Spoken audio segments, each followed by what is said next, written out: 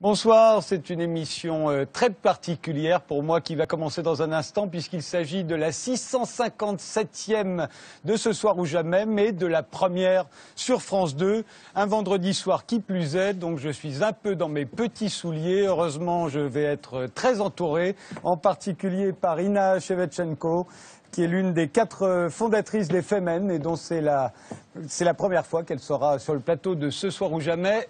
Générique.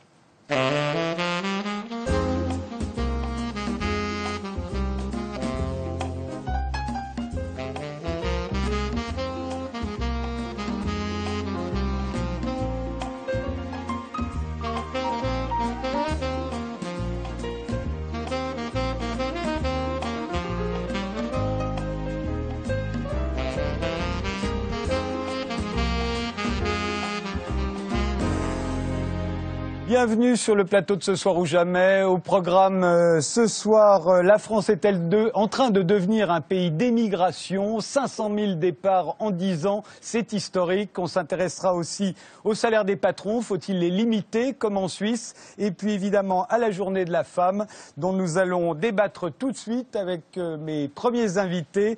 Muriel Salmona, vous êtes psychiatre, victimologue, c'est comme ça qu'on dit aussi maintenant, spécialiste de psychotraumatologie, présidente de l'association Mémoire traumatique et victimologie. Au début du mois d'avril, vous publierez le livre noir des violences sexuelles.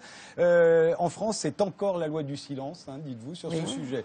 Pascal Bruckner, vous êtes écrivain, vous avez beaucoup écrit sur les rapports entre les hommes et les femmes, que ce soit dans Le Nouveau désordre amoureux, Lune de fiel, Mon petit mari ou dans Le mariage d'amour a-t-il échoué. Votre nouveau roman, La maison des anges, imagine un personnage qui entend débarrasser Paris de ses clochards par tous les moyens.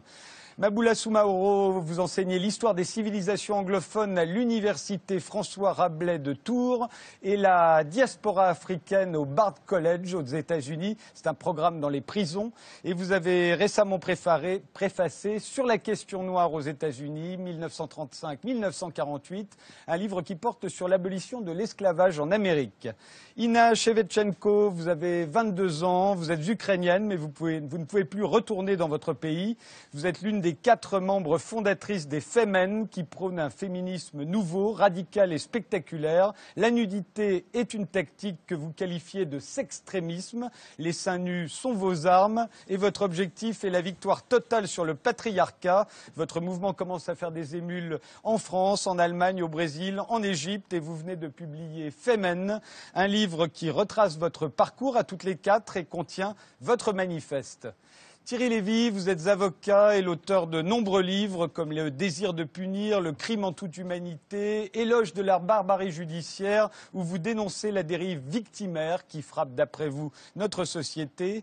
Stella Magliani-Belkacem, vous êtes éditrice et vous venez d'écrire avec Félix Boggio et Vange Epé un essai intitulé Des féministes blanches et l'Empire, où vous vous en prenez à l'actuelle instrumentalisation du féminisme à des fins racistes, les Noirs et les Arabes étant toujours d'après vous les premiers visés. Je parle des hommes évidemment.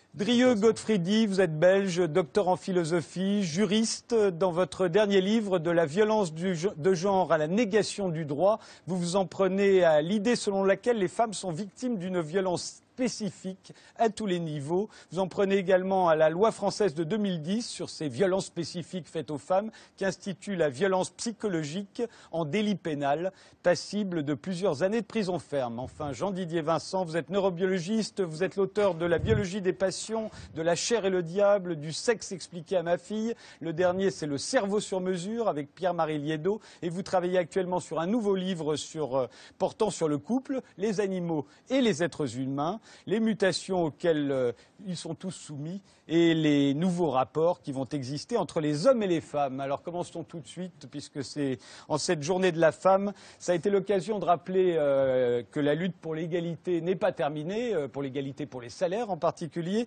et qu'il est également dangereux d'être une femme en 2013, y compris en France.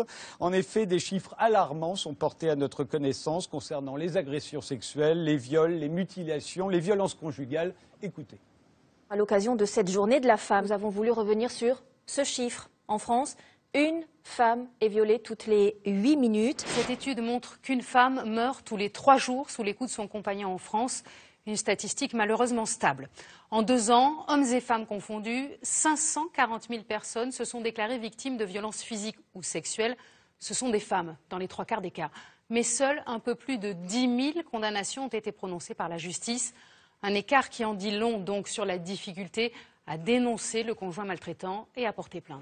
Violence conjugale, harcèlement moral, viol, 50 000 appels l'an dernier au 39-19, 2 fois plus que l'année précédente. Il y a 140 femmes qui meurent chaque année sous les coups de leurs compagnons, 50 000 femmes qui sont victimes de violences, de mutilations sexuelles.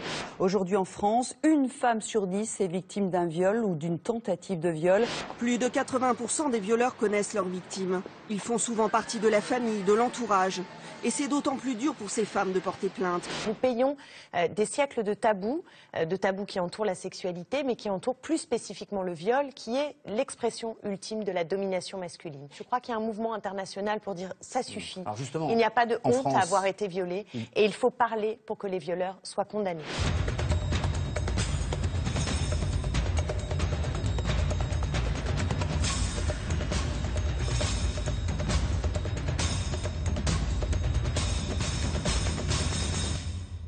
Le clip qu'on vient de voir, enfin les quelques images qu'on vient de voir sont issues du clip du mouvement One Billion Rising qui a été lancé par Eve Ensler, l'auteur des Monologues du vagin, un mouvement qui est soutenu par Amnesty International et qui annonce qu'une femme sur 3 dans le monde est violée ou violentée au cours de sa vie. Une femme sur 3, ça veut dire 1 milliard de victimes. On a l'impression que c'est une guerre qui est menée contre les femmes, qui ne cesse jamais. Est-ce que c'est si dangereux que ça d'être une femme en 2013, y compris en France? Oui, c'est toujours malheureusement dangereux. Alors tous ces chiffres, on les connaît depuis peu de temps, on les connaît que depuis les années 2000 environ. On commence vraiment à pouvoir estimer de façon précise toutes ces violences. Mais comme il a été dit, l'immense majorité des femmes qui subissent toutes ces violences ne sont pas reconnues. Il y a une loi du silence qui s'abat sur elles. Elles ne sont pas protégées. Elles n'ont pas accès à la justice. C'est vraiment une atteinte à leurs droits, à leur dignité, à leur intégrité physique et psychique. C'est-à-dire qu'en plus, elles n'ont pas accès à des soins. La plupart restent seules à devoir survivre avec des troubles importants, avec des situations dangereuses. Et c'est ça qu'il faut absolument changer. Et cette violence génère de l'inégalité. Elle se construit sur l'inégalité, la violence, mais elle génère de l'inégalité.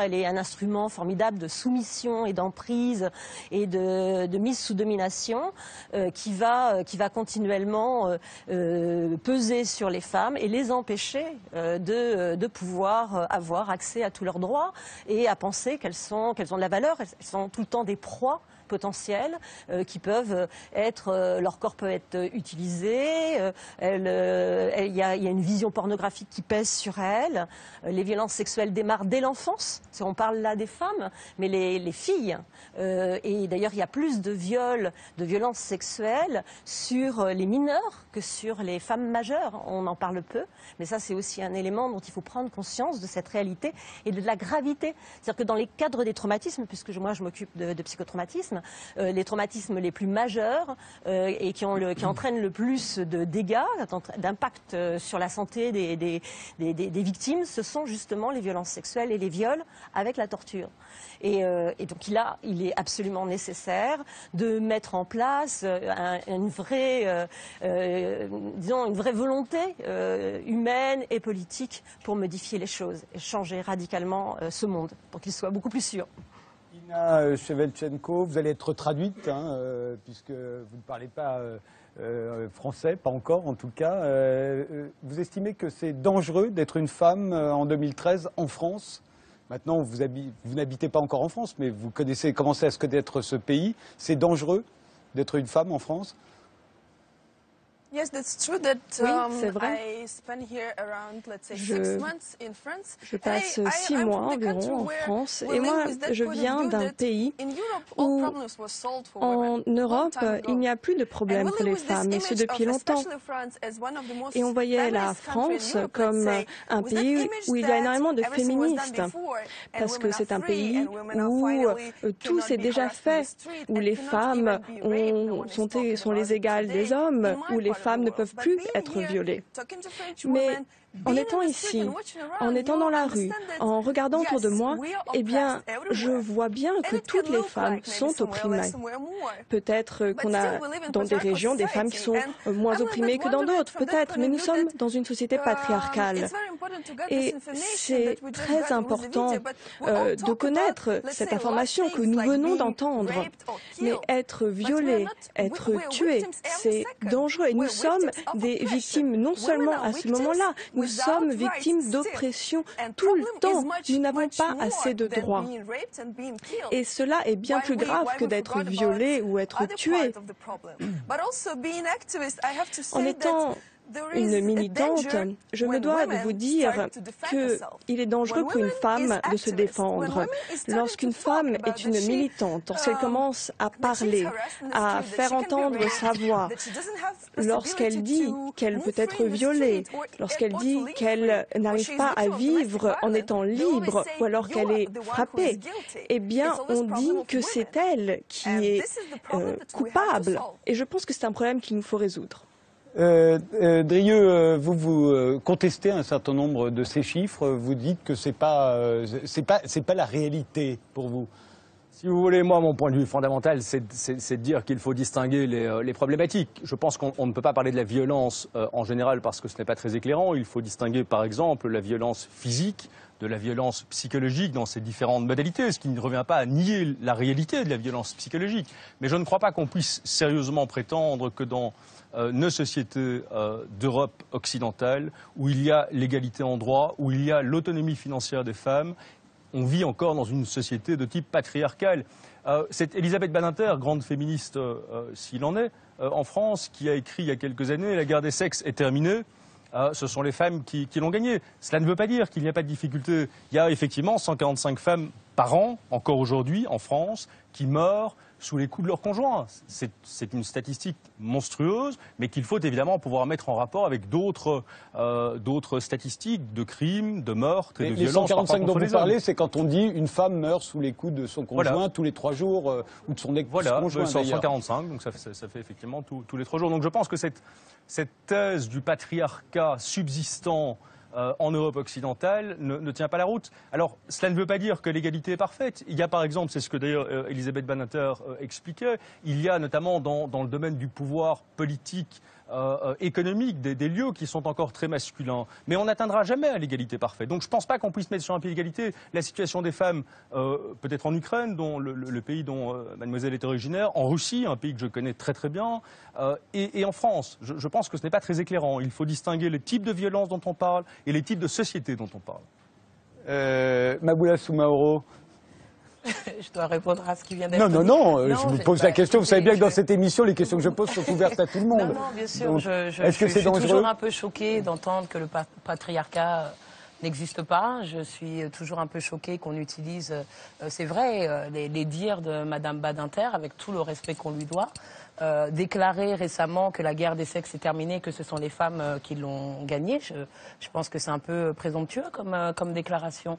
Et bien sûr que si on doit établir des différences entre les modes d'exercice de cette domination masculine, ce que cette déclinaison nous montre, c'est que justement, cet exercice du pouvoir, il est total en fait. On a l'aspect économique, l'aspect politique, la sphère intime et personnelle. Donc vraiment, il y a beaucoup de sphères de notre société. Et là, je ne vais même pas aller jusqu'en Ukraine ou dans d'autres pays du monde, donc de la société française que nous connaissons tous très bien.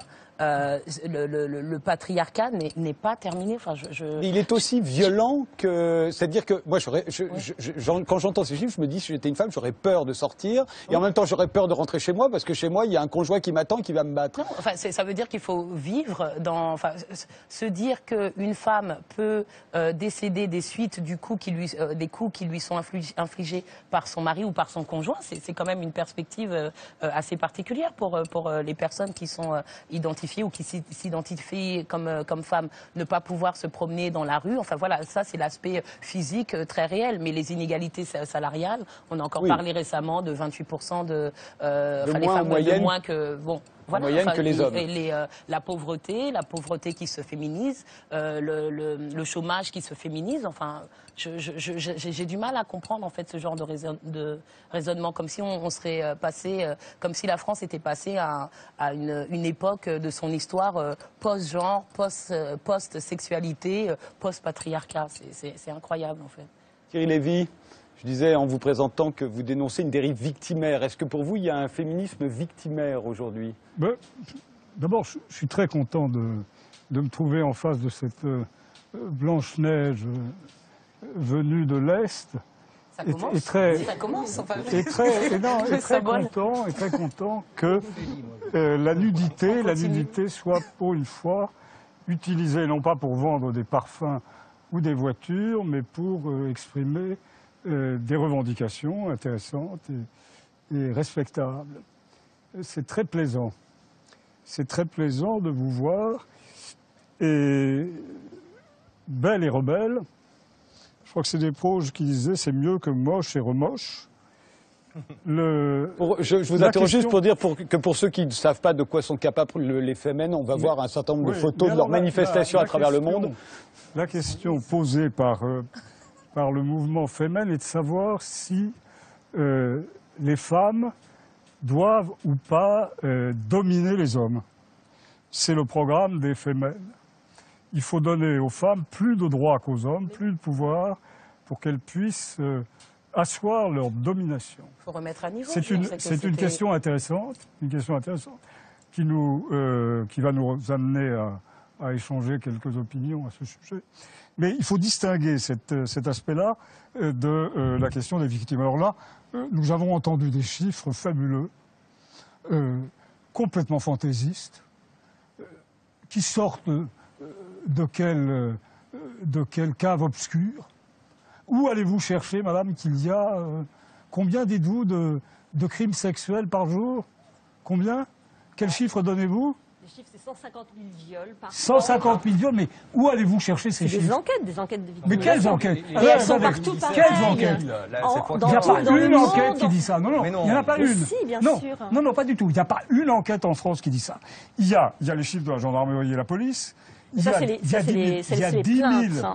a un peu plus de 10 000 délits sexuels commis selon la gendarmerie et la police. Donc 3500 viols à peu près chaque année. Non, des viols, pas du tout, pas tant que ça. Même pas Mais non, pas tant que ça. C'est les chiffres du ministère de l'Intérieur. Moins de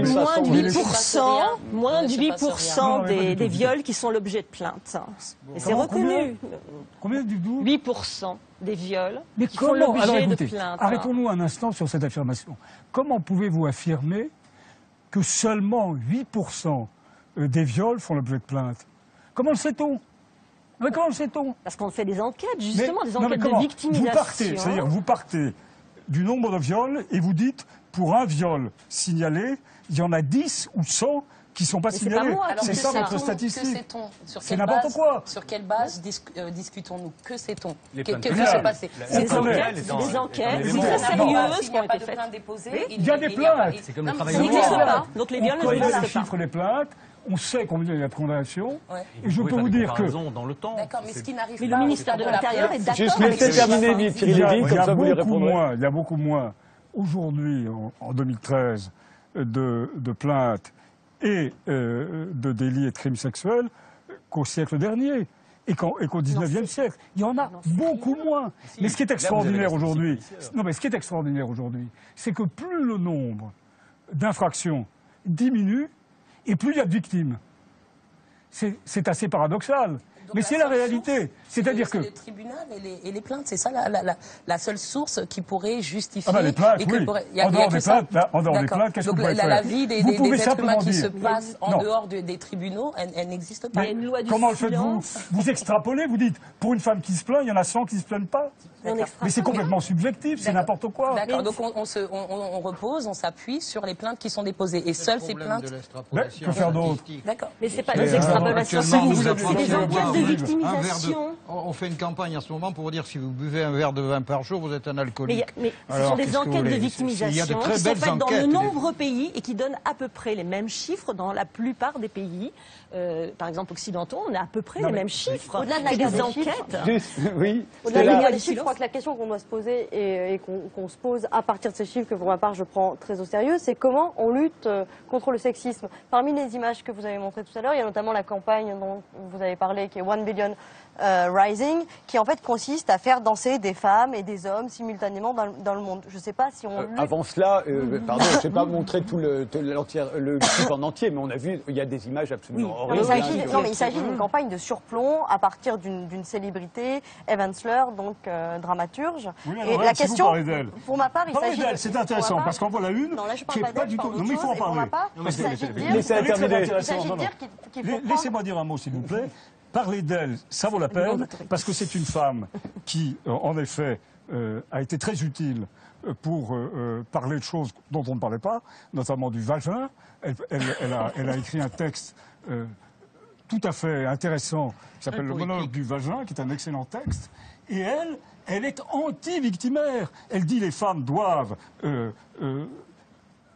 vivre pleinement leur sexualité, rechercher leur plaisir et imposer leur liberté sexuelle, mais sans du tout se considérer comme des victimes. Non, laissez terminer, Stella. C'est pour moi de dire que la lutte contre le sexisme, au vu de ces chiffres et aussi de l'oppression qui est faite aux femmes, est à envisager d'un point de vue programmatique autant que la crise économique et d'autres questions qui nous préoccupent. Et donc, qu'est-ce que ça veut dire? Comment on lutte contre le sexisme? Je ne pense pas qu'il s'agisse pour nous de mouvements comme celui que propose Eve Ensler, des mouvements comme ça de lutte en surplan, mais des programmes et des luttes sur le terrain. Est-ce qu'on va lutter contre le sexisme, par exemple, en s'acharnant et en pointant systématiquement du doigt les musulmans et les musulmanes, comme vous l'avez fait, par exemple, en France? Comment vous illustrez une de vos actions principales, c'est votre action sur le Trocadéro, qui était plutôt à poil qu'en burqa. Alors, je ne sais pas si les fémènes sont très subversives à ce moment-là, puisqu'il s'agit pour vous d'agir en plein débat sur l'identité nationale et en soutien d'une loi proposée par la loi donc dite anti-burqa, qui excluait des femmes de l'espace public, donc une loi proposée par la droite dure de Sarkozy. Donc je ne sais pas si c'est vraiment comme ça qu'on lutte contre le sexisme. Pour continuer sur cette question-là, aujourd'hui en France, les principales victimes de l'islamophobie, 80% des victimes des agressions islamophobes sont des femmes. À partir d'un chiffre pareil, qui là est un chiffre donné par le collectif contre l'islamophobie en France, peut-être que de nombreuses franges du féminisme, y compris les féminines, pourraient se dire qu'il s'agit là aussi de femmes avec qui on doit se solidariser et qui sont vraiment victimes non seulement de l'exclusion de l'école, parce que depuis 2004, les filles qui portent le foulard aujourd'hui ne peuvent plus aller à l'école. En France, on émancipe des filles en les excluant de l'école publique. Il y a eu la loi anti-burqa. Alors maintenant, les filles voilées sont discriminées en l'embauche. Tout ce qu'on leur laisse, c'est torcher le cul de nos vieux et garder nos enfants. Du coup, il y a eu cette circulaire contre les nounous voilés. J'ai regardé sur France 2, donc il y a quelques soirs, un film donc, fait par Caroline Fourest qui vous encense, et elle vous compare précisément aux jeunes fondatrices du MLF qui venaient à l'époque faire une action un peu forte, c'est-à-dire déposer une gerbe sur la tombe du soldat inconnu avec une banderole « Il y a plus inconnu que le soldat inconnu, sa femme ». Et donc Caroline Fourest vous compare à ces jeunes femmes, mais vous ne vous inscrivez pas dans cette histoire, comme ne s'inscrit pas Caroline Fourest dans cette histoire, comme ne s'inscrit pas Ni Pute Ni Soumise, qui vous a aussi soutenu dans cette histoire, parce que la jeune fille qui, sur ces images, porte une gerbe de fleurs à la femme du soldat inconnu, c'est Christine Delphi. Christine Delphi, donc une féministe révolutionnaire pour le coup. Aujourd'hui, où est-ce qu'elle est? Elle est dans le collectif Maman Toutes Égales, aux côtés des mères exclues des sorties scolaires. Elle a été une des chevilles ouvrières du collectif Une école pour toutes et toutes contre l'exclusion des jeunes filles portant le foulard de l'école publique. Les féministes révolutionnaires aujourd'hui, elles sont aux côtés de ces femmes. Alors, je vais demander à Ina de répondre. Est-ce que vous avez bien tout compris, ce qu'elle vous reproche en particulier?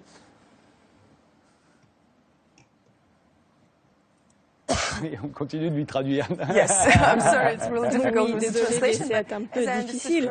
Mais si j'ai bien compris, eh bien, il y a beaucoup de questions qui ont été posées. Et je vais commencer par la première. Vous proposez donc de légaliser l'oppression. Parce que vous parlez de légaliser la burqa. La burqa, c'est l'un des plus gros symboles de l'oppression des femmes. À partir du moment où une femme n'a pas le choix d'aller dans la rue les seins nus, mais qu'elle doit mettre une burqa, eh bien, c'est le symbole de l'oppression. C'est pour ça qu'on dit plutôt nu qu'en burqa. Et donc, vous dites que c'est le choix de la femme. C'est le choix de la femme d'être opprimée? Non, ce ne peut pas être son choix. Lorsque la femme peut faire ce choix, eh bien, elle n'a pas à se couvrir. C'est ça, la lutte contre le sexisme. C'est comme ça que nous le combattons. Et pas de légaliser le sexisme, de légaliser l'oppression. Je ne m'attendais pas à entendre ce point de vue en étant ici en France. En fait. C'est juste que vous avez été du côté des prohibitionnistes. C'est-à-dire que la burqa n'est pas le symbole de l'oppression des femmes. La burqa, elle est le symbole de votre manque de programme féministe. Quand on n'a rien à dire, on s'intéresse aux 300 femmes qui portent la burqa. Pascal Mais Bruckner, si vous voulez, vous pouvez faire avec les femmes qui sont déjà émancipées. Dans ce cas-là, pourquoi lutter Pascal Bruckner voulait intervenir. Oui, je pense que le malentendu sur les chiffres, il vient de ce que tant de progrès ont été réalisés pour les femmes et par les femmes depuis 40 ans, que nous sommes devenus extrêmement sensibles d'abord aux inégalités, les inégalités salariales et les inégalités de traitement, et aux violences qui sont peut-être pas aussi nombreuses qu'on le dit, mais qui existent. Je prends un exemple, quand on a une fille, ce qui est mon cas, qu'est-ce qu'on lui dit? Apprends les arts martiaux. C'est-à-dire parce qu'on sait qu'à tout moment, dans la rue, par hasard, il peut y avoir une agression, et la plupart des femmes que je connais, ou avec qui j'ai vécu, ont été, à un moment ou à un autre, victimes d'une tentative de viol. Donc ça n'est pas tout à fait une légende. Et je pense que s'il y a cette violence à l'égard des femmes, c'est parce que nous vivons sur le mythe de la libération sexuelle. Et un des mythes de la libération sexuelle consiste à dire tout le monde est accessible à tout le monde. Donc, à partir du moment où une femme dit non, on considère qu'elle est notre propriété, et cela explique pourquoi certains hommes se conduisent un peu comme des propriétaires d'esclaves qui ont été privés de leurs biens, et donc imaginent que la femme doit toujours dire oui.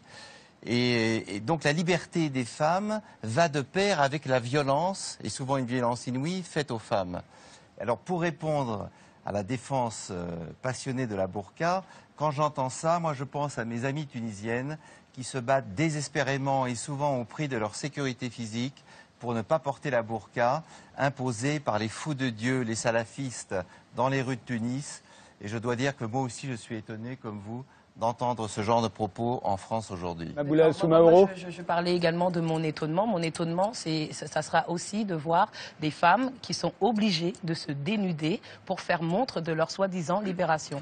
Donc quand on parle de la burqa, j'ai l'impression que c'est le marronnier. La burqa, puisqu'on parlait de chiffres tout à l'heure et de la comment dire, de la valeur qu'on devrait ou ne pas devrait donner ou ne pas donner à ces chiffres, il y a combien de burqas en France pour qu'on en fasse un débat aussi national?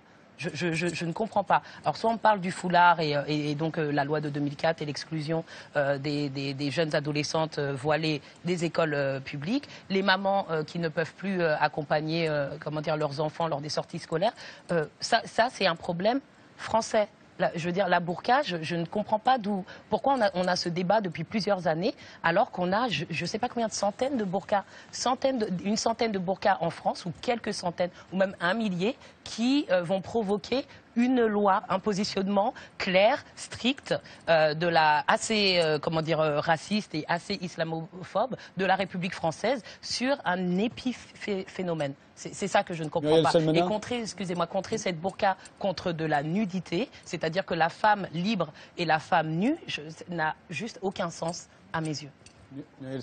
Oui, moi je voulais revenir aussi sur le fait que par rapport à tous ces chiffres, toutes les femmes peuvent être victimes de violences, quelles que soient leurs origines, quel que soit leur milieu social, leur profession, leur histoire, leur âge, et que c'est dans tous les milieux sociaux et que tous les hommes aussi peuvent être des agresseurs, là aussi de la même façon, et que en revanche, la loi du silence est-elle dans les milieux sociaux, culturels les plus élevés, c'est là où possiblement il va y avoir le moins de plaintes possible, parce que il va y avoir vraiment toute une pression sur ces femmes pour qu'elles ne parlent pas, mais en revanche au niveau justice, mais là c'est le problème de la justice, c'est pas du tout le problème des femmes qui portent plainte.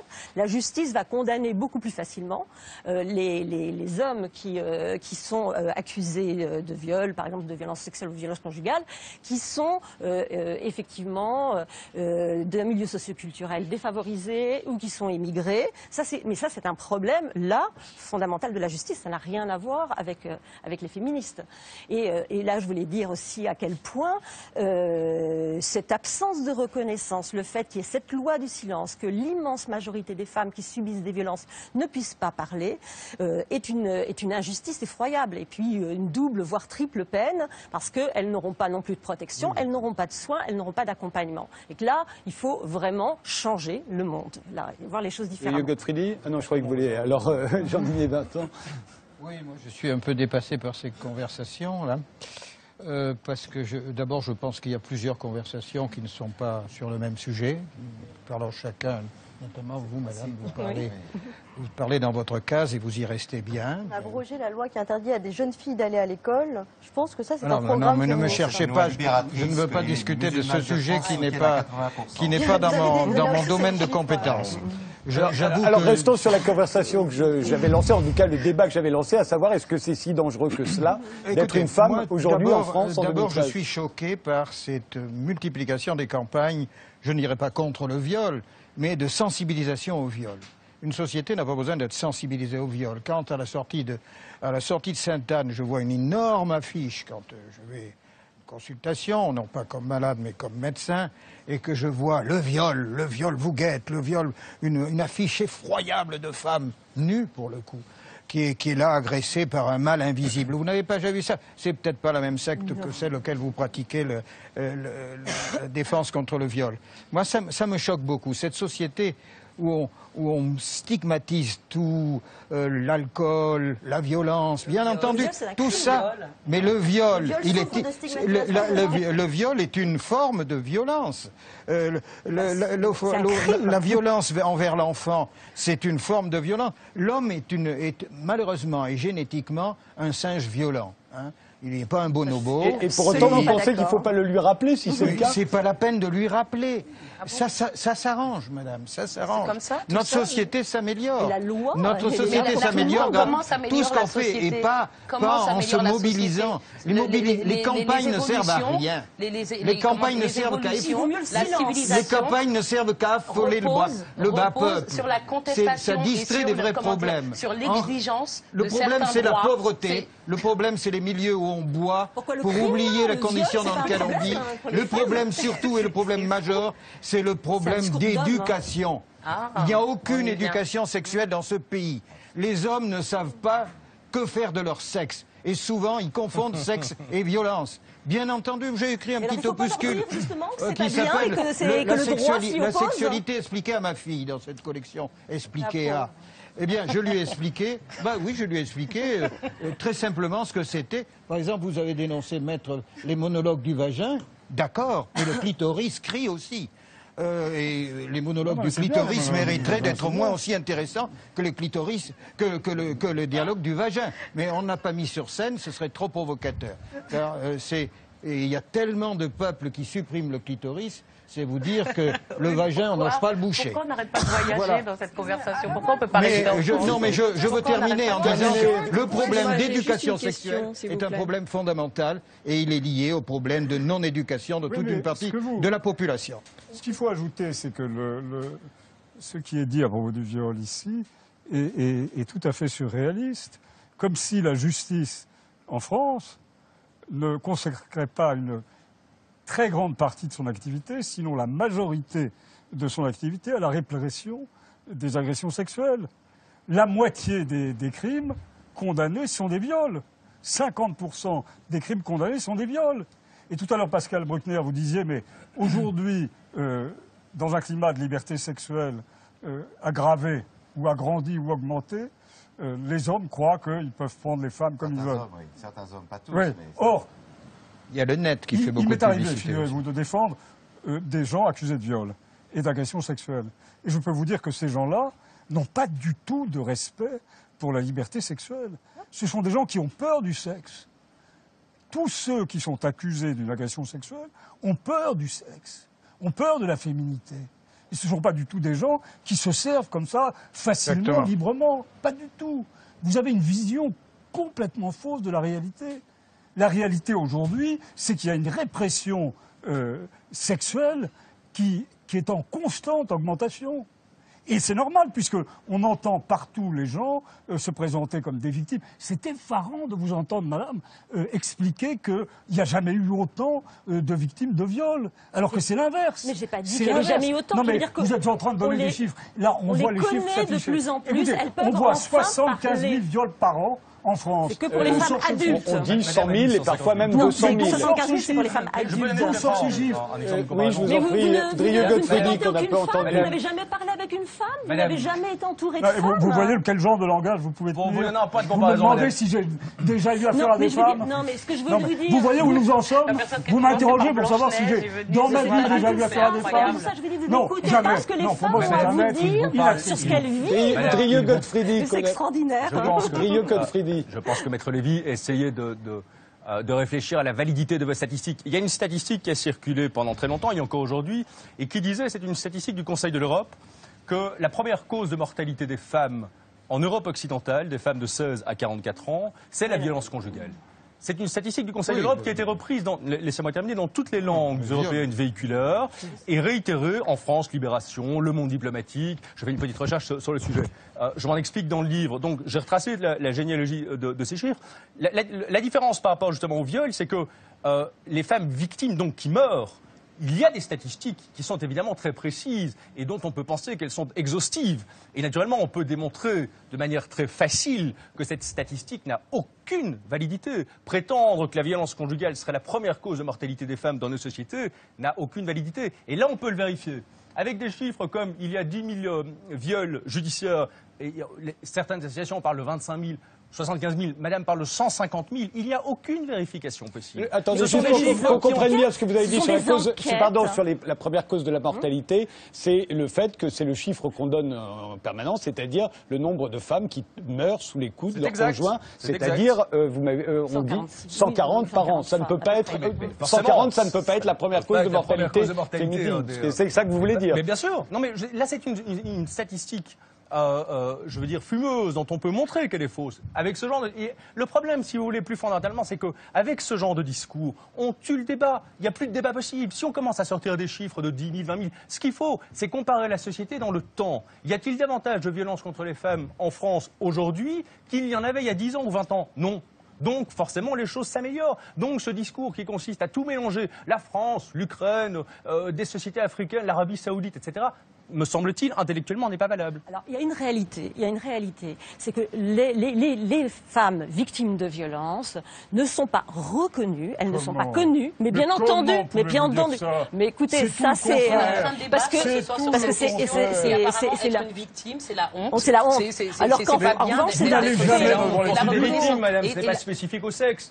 Une femme qui rentre dans un commissariat qui se plaint de viol, on va acter sa plainte, mais immédiatement. Je pense que vous n'avez pas conscience. Les magistrats sont formés à la violence sexuelle. Le dernier des policiers de France a été formé à la violence sexuelle. L'argument, c'est de dire que les femmes ne portent pas plainte. C'est pas le fait que les policiers refusent d'enregistrer leur plainte. C'est que les femmes ne portent pas plainte. Les femmes ne portent pas plainte. Ina Shevchenko qui voulait intervenir. C'est difficile de suivre le débat. Mais je souhaiterais vous dire que vous avez l'air vraiment ridicule. Vous êtes en train de dire que la violence contre les femmes, c'est parce que les hommes sont des animaux. Alors pourquoi est-ce que vous êtes là? Pourquoi est-ce que vous n'êtes pas au zoo? Pourquoi êtes-vous là? Et un autre dit que les femmes sont sexistes. Laissez-la finir. Alors, je ne comprends pas. Je ne comprends pas. Attendez, pourquoi on en est là? Encore une fois, je ne m'attendais pas qu'ici, en France, eh bien, vous viviez dans un autre cadre, en train de dire que dans d'autres pays, oui, les femmes sont violées, sont tuées, mais ici, en France, non.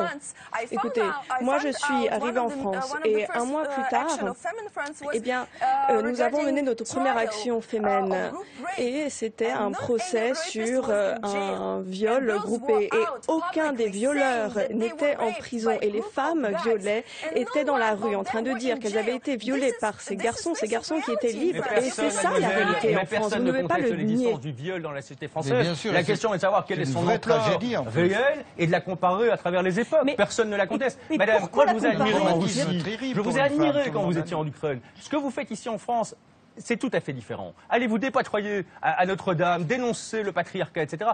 Vous mélangez tout, mademoiselle. Personne ne conteste la réalité de la violence. Mais vous ne pouvez pas tout mélanger. Il n'y a pas de débat possible.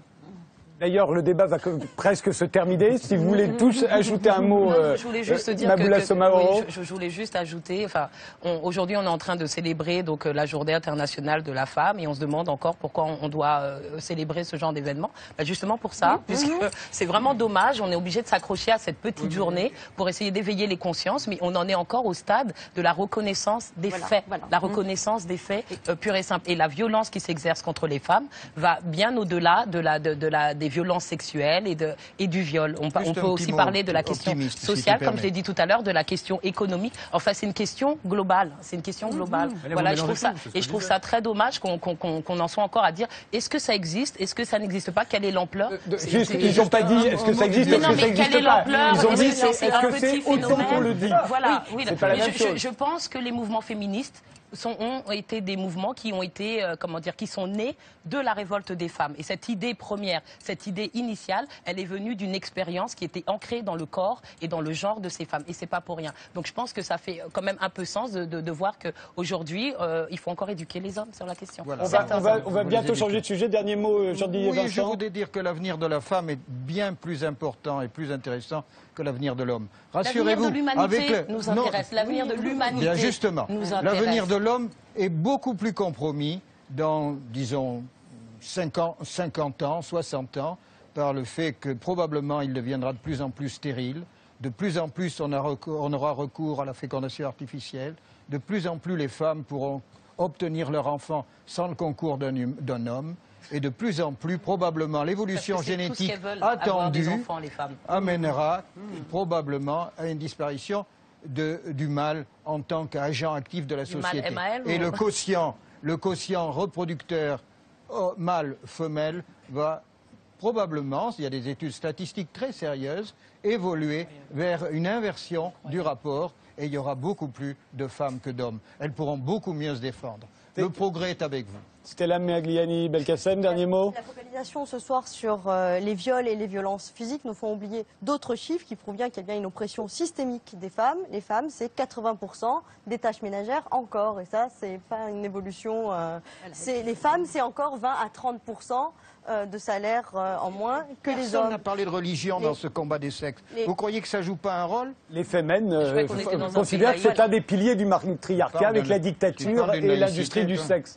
Oui, Muriel Salmona, dernier mot. Voilà, dernier mot. Donc, je veux dire que tout ça montrait à quel point il faut sortir du déni et qu'il faut penser à la souffrance, à la solitude, à l'abandon que subissent toutes ces femmes victimes de violences, d'une violence qui est complètement occultée, dont personne ne veut voir parce qu'elle se fait à l'intérieur de la famille, à l'intérieur du couple, sous le prétexte de la sexualité, alors que la violence, ce n'est absolument pas de la sexualité, c'est pas du désir, c'est vraiment une volonté de détruire. Et que ça, il faut vraiment changer les choses. Thierry Lévy, dernier mot sur ce sujet. Oui, non, moi, ce qui m'a intéressé, c'est de voir que il n'y a plus de désaccord, manifestement, entre les deux dames qui sont assises côte à côte que d'accord. L'une d'entre elles nous disait tout à l'heure, non mais j'ai l'impression, parce que vous disiez à l'instant, madame, il est inadmissible de voir qu'on lutte avec la nudité contre la burqa. Et nous avons ici une jeune femme qui vient nous dire la nudité est notre arme, c'est notre argument. Et dans le féminisme est une chose excellente, à condition qu'il n'augmente pas la violence qu'il cherche à combattre. Et ce que nous voyons, notamment à travers votre programme, puisque vous venez ici nous dire qu'il faut que les femmes assurent une domination sur les hommes. Est-ce que vous maintenez ce propos? Est-ce que vous considérez que les femmes doivent dominer les hommes? Ina Shevchenko, est-ce que vous voulez instaurer le matriarcat après nous avoir débarrassé du patriarcat?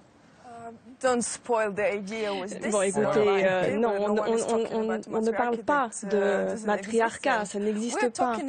Non, on parle, en tout cas, j'espère que nous tous parlons d'égalité. Regardez la société de nos jours. Où en sont les femmes et où en sont les hommes? Moi, je parle de la supériorité des femmes. Il faut que les femmes soient supérieures pour être égales aux hommes. Et à ce moment-là, eh bien, vous n'allez pas nous dire qu'il y a une différence. Je n'ai pas très bien compris ce que vous disiez au début, mais en tout cas, nous devons avoir davantage. Nous devons avoir plus en ce qui concerne l'économie, la politique, et nous devons enfin être les égales des hommes. Mais ne vous inquiétez pas, je ne parle pas de matriarcat. Pascal Bruckner. Oui, alors certaines femmes sont victimes, c'est indéniable. Il y a aussi des hommes qui sont battus, il y a des statistiques là-dessus. Je crois 10 ou 12%, mais la femme en tant que telle n'est pas une victime.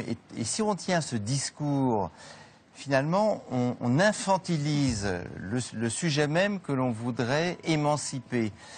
Et ce qui compte, et ce qui s'est passé depuis un demi-siècle, c'est que les femmes ont pris un pouvoir considérable dans la société, peut-être insuffisant, mais si on oublie ce fait-là, alors on ne comprend rien à ce qui se passe. Et puis, dernière chose, nous vivons, hommes et femmes, ensemble. Et ce qui nous rapproche, en tout cas en France, est beaucoup plus important que ce qui nous sépare. Par conséquent, nous nous battons les uns contre les autres, les uns avec les autres, pour créer et pour continuer à vivre dans un monde commun. Si on perd ça, alors je ne vois pas exactement à quoi servent tous les débats que nous avons. Ina Shevchenko et Stella Magliani-Belkacem, je vous remercie, vous nous quittez. Je vous remercie d'être venus dans Ce Soir ou Jamais. De nouvelles invités vont arriver. On va débattre de la limitation des salaires des patrons. Celle a été votée en Suisse. Faut-il s'en inspirer? Regardez. Limiter les salaires exorbitants des grands patrons, c'est le signal fort envoyé hier par les Suisses. Ils ont voté en faveur d'un droit de veto donné aux actionnaires sur les salaires abusifs des dirigeants des entreprises cotées. Excellente expérience démocratique que les Suisses souvent nous montrent la voie. Et personnellement, je pense qu'il faut s'en inspirer. En France, la rémunération des patrons des entreprises publiques est plafonnée à 450 000 € brut annuels depuis juillet dernier. En revanche, pas de limitation dans les entreprises du CAC 40. Les revenus des dirigeants se décident au conseil d'administration. Quand nous-mêmes, la France y réfléchit et c'est la Suisse qui le fait finalement. Eh bien, quant au Parlement européen, et la France y a participé aussi au sein du Conseil des ministres des Finances au plan européen, nous adoptons une limitation des bonus des traders. Cela va dans la même direction. Moi, je suis pour une éthique. Je suis pour que, effectivement, les grands patrons n'exagèrent pas, n'aient pas des parachutes dorés excessifs, n'aient pas des salaires excessifs, mais attention à ne pas décourager et à ne pas faire fuir ceux qui pourraient créer en France. Alors, je vous présente tout de suite nos nouvelles invitées. Agnès Verdier-Molinier, vous êtes directrice de l'IFRAP, l'Institut français pour la recherche sur les administrations publiques. Vous venez de publier un livre intitulé 60 milliards d'économies. Pour vous, plus la France s'enfonce, je vous cite bien entendu, plus la France s'enfonce, plus nous renforçons le modèle de l'État dépensier qui nous ruine et plus nous avons peur de le réformer. Marie-Noëlle Lienemann, vous avez été ministre du Logement dans le gouvernement de Pierre Bérégovoy, puis dans celui de Lionel Jospin. Jospin. Vous êtes aujourd'hui sénatrice socialiste de Paris. Alors, on vient de le voir, les Suisses ont voté, une votation populaire. À près de 67% d'entre eux ont voulu qu'on limite les salaires des patrons. L'idée fait son chemin en France. Selon un sondage paru hier, 83% des Français seraient favorables à un salaire maximum des patrons. C'est votre cas également ? Oui, ça fait longtemps que je mène ce combat. J'ai signé de nombreuses pétitions. J'ai essayé que dans le programme de la gauche, nous le retenions. Alors, un pas a été franchi, puisque vous savez qu'en France, dans les entreprises publiques, les patrons sont plafonnés à 450 000 €. Oui, c'est fait depuis l'arrivée de François Hollande à l'Élysée. Mais on voit bien que pour l'ensemble du patronat, les derniers chiffres, notamment pour les patrons du CAC 40, montrent une augmentation, non seulement que leurs salaires sont élevés, mais qu'ils augmentent de 30%, 15%, enfin un écart considérable avec l'évolution des autres salaires. Et quand on parle de salaire, s'agissant des grands patrons, il n'y a pas que les salaires, il y a toute une série de jeux subtils, comme sont par exemple les obligations qui sont, ou les actions, disons, qui sont données au patronat, aux patrons. Et ces actions, il y a tout un débat d'ailleurs dans le code du MEDEF qui est posé, de savoir si ils peuvent les vendre n'importe quand ou s'ils doivent les garder assez longtemps pour jouer le jeu, non pas d'une spéculation sur l'action de l'entreprise, mais sur un placement durable qui favorise l'entreprise. C'est ce qu'on appelle les stock options. Alors, il y a les stock options et les obligations. Mais donc, le tout augmente considérablement. Je pense que c'est malsain pour l'économie. C'est totalement antinomique avec les valeurs républicaines que nous prônons en France. Et par ailleurs, je crois que ça discrédite la valeur travail. Parce qu'on peut comprendre tout ce qui est en fonction des responsabilités des uns ou des autres, une certaine hiérarchie des salaires. Mais quand c'est à ce point astronomique, ça veut dire que celui qui est en bas, qui travaille, qui fait la richesse de l'entreprise, souvent de manière assez significative, finalement ne vaut pas grand-chose. Et après, on nous fait des grands cirques sur la valeur travail est en crise. Mais Marie-Noëlle Lienemann, s'il s'agit de réduire les inégalités salariales et de revenus, pourquoi seulement les patrons? Pourquoi pas tous les hauts salaires à ce moment-là? Et pourquoi seulement les salaires? Pourquoi pas tous les hauts revenus? Il y a un débat sur l'ensemble de la grille salariale. Mais, et vous avez raison, il y a un écart de salaire, même par exemple, si les salaires ont peu augmenté dans les quelques années qui viennent de se passer. Par exemple, ceux qui sont en bas de l'échelle ont eu leur salaire en moyenne augmenté de 1,5%, alors que les cadres, 2 à 3%. Donc il n'y a pas que la question des patrons, vous avez raison, il y a les inégalités salariales, mais celles des patrons sont celles qui ont le plus explosé avec quelques métiers comme les traders. Et puis il y a les revenus. Ce qui en France, et là pose la question de la fiscalité. Ce qui en France est important parce que les inégalités de revenus en France sont encore plus importantes que les inégalités salariales. On est un pays qui a depuis une trentaine d'années accumulé une rente foncière, immobilière, une rente patrimoniale qui fait que les inégalités de revenus sont encore plus fortes que les inégalités de salaire. Donc il faut s'attaquer à tous ces fronts. Et je pense que, en particulier sur la grille salariale, au-delà du plafonnement d'un salaire maximum, des négociations sociales sur l'échelle des salaires dans les entreprises devraient être une des grandes priorités. Agnès Vernier-Molinier. Je crois qu'il faut revenir à la question de la votation suisse. Qu'ont voté les Suisses finalement? Ils ont voté de limiter les rémunérations, les surrémunérations, les retraites chapeaux, les parachutes dorés. Ils n'ont pas du tout plafonné les rémunérations des dirigeants des entreprises suisses cotées, comme on a voulu le laisser penser en France. Et comme d'ailleurs la déclaration de Jean-Marc Ayrault a finalement entraîné un petit peu la confusion entre la votation suisse et les fameux 450 000 € maximum des dirigeants des entreprises publiques françaises. Donc ils n'ont pas plafonné les rémunérations, les salaires. Ils ont supprimé les parachutes dorés et les retraites chapeaux. C'est tout à fait différent. Donc, déjà, c'est juste une question, c'est simplement à un spécialiste. Dans la votation suisse, il y a une condition à la fin qui dit qu'on donnera le pouvoir aux actionnaires. Oui. Alors, vous vous rendez compte ce que ça veut dire? Ils vont donner le pouvoir au fonds de pension. Et s'il y a quelque chose qui force justement ces grandes entreprises capitalistes à augmenter toujours, jusqu'à faire une bulle. L'exemple de Sanofi qui a viré un PDG pour en mettre un autre spécialiste de l'augmentation des valeurs des actions. Alors ça devient terrible. C'est le vrai modèle capitaliste. Je ne suis pas du tout d'accord avec vous dans la mesure où aujourd'hui, ce qu'on reproche notamment aux parachutes dorés et retraites chapeau, et nous, la Fondation IFRAP, on a été un des premiers laboratoires d'idées, groupe de réflexion indépendant, à sortir une étude en 2009 sur ce sujet.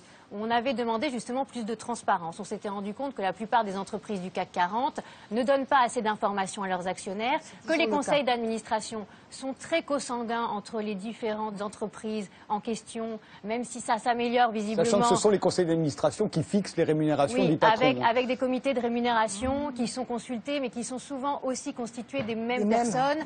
Donc c'est un peu trop fermé comme cercle. D'autant plus que ce qu'on a pu remarquer aussi, c'est qu'il y a beaucoup de personnes qui peuvent bénéficier de ces retraites chapeaux et de ces parachutes dorés, qui en même temps peuvent avoir un statut de la fonction publique qui est toujours actif, et qu'en réalité, le parachute doré, pourquoi il est donné à un mandataire social, en fait, c'est parce qu'il ne bénéficie pas du Code du travail, il ne bénéficie pas d'indemnité de licenciement et de droit au chômage. Donc ça, c'est une première chose. Donc le parachute doré, nous, on est pour le limiter à 1 an maximum. Le code AFEP-MEDEF que vous avez évoqué, madame, dit 2 ans. Donc 1 an, ça nous paraît raisonnable parce que ce sont des gens qui ne touchent pas le chômage et on leur demande de choisir entre un contrat de travail et leur rôle de mandataire social. Et par ailleurs, sur la question des retraites chapeaux, ce sont des retraites qui sont, en fait, pour permettre aux dirigeants d'avoir non pas une chute totale de revenus très très importante quand ils arrivent à la retraite. Là, il y a une question, c'est à combien maximum accorder ces retraites chapeaux. Aujourd'hui, il y a un rapport parlementaire là-dessus. Il y a pas mal de réflexions. Peut-être qu'un tiers de la dernière rémunération ou de la moyenne des 5 ou 10 ans passés dans l'entreprise pourrait être raisonnable. Mais je voudrais bien qu'on ait la même... Je vous arrête pour pas qu'on entre dans des détails techniques. La question qui est posée, vous voyez bien quelle question est posée, c'est qu'il existe un salaire minimum légal et qu'on commence à se demander s'il ne devrait pas y avoir un salaire maximum légal pour que les écarts entre l'un et l'autre ne soient pas trop grands et qu'au fond, la question qui est posée à la clé, parce qu'on ne peut pas seulement limiter les salaires, il faudra aussi limiter les revenus. Donc, est-ce qu'il doit y avoir un revenu maximum légal? Je vous pose la question à tous, parce qu'il n'y a pas que vous deux qui avez une idée là-dessus. Pascal Bruckner, peut-être? Oui, moi je ne serais pas opposé. Je crois que c'est un économiste américain qui s'appelait Samuelson dans les années 50-60, estimait que l'écart maximal dans une entreprise devait aller de 1 à 20. Et je crois qu'aujourd'hui, c'est de 1 à 450. Il autorise 450 et la plupart des grandes entreprises en sont largement au-dessus de ces 450 et parfois du 500 ou 1000. Voilà, et donc c'est le... Alors ça pose plusieurs problèmes. D'abord, ça pose le problème de la communauté humaine. C'est-à-dire que si dans une société, certains gagnent le SMIC et d'autres des 1 à 1,5 million ou 2 millions par an, qu'est-ce qui reste de la société? Quels sont les rapports entre ces deux catégories de la population?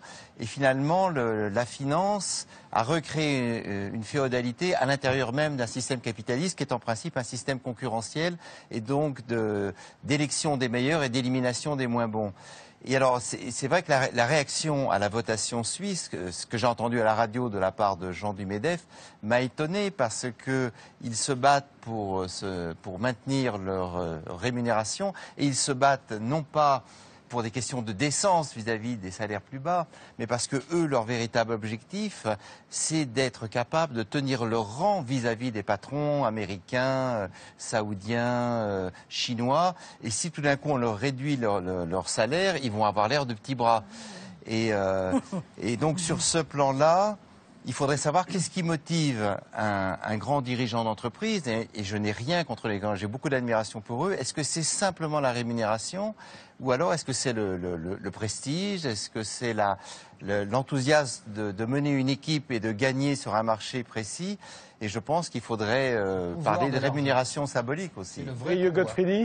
Mais ce que je trouve intéressant dans le cas de la votation suisse, c'est que la question que vous posez est une question qui est récurrente dans la plupart des pays européens depuis 20 ou 25 ans. Ce qui est intéressant, je trouve, en Suisse, c'est que ils sont beaucoup plus avares de grandes déclarations, et de grandes remises en cause systémiques, etc.